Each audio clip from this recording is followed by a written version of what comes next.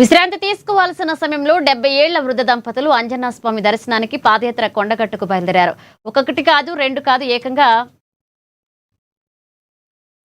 19వసారి కొండగట్టుకు నడుచుకుంటూ వెళ్లడం విశేషం. ఇక లక్ష్మణ్ చందా మండలంలోని పార్పిల్లి గ్రామానికి చెందిన కటకం లక్ష్మయ్య వయసు 70 ఏళ్లు. ఆ తాత తరచూ అనారోగ్యానికి గురవుతున్నాడని, తనకు ఆరోగ్యం కుదుటపడితే అంజనా స్వామి పాదయాత్రకు వస్తానని మొక్కుకున్నాడు.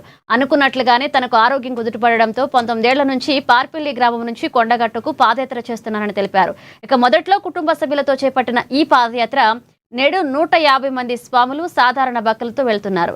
ఇక ఈ పాదయాత్ర దాదాపు 3 రోజుల పాటు సాగుతుందని, స్వామివారి అనుగ్రహంతో దర్శన భాగ్యం కలుగుతుందన్నారు. జై శ్రీరామ్.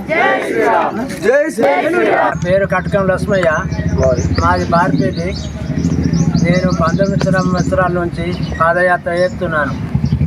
నాకు పానం ఆరోగ్యంగా లేకపోతే పాదయాత్ర చేస్తున్నాను. ఇప్పుడు పానము ఆరోగ్యంగా ఉన్నది. నాతోటి 150 మంది పాదయాత్ర చేస్తున్నారు. అంతా క్షేమంగానే ఉన్నాము. మా భార్యతోటి నేను పాదయాత్ర చేస్తున్నాను. పేరు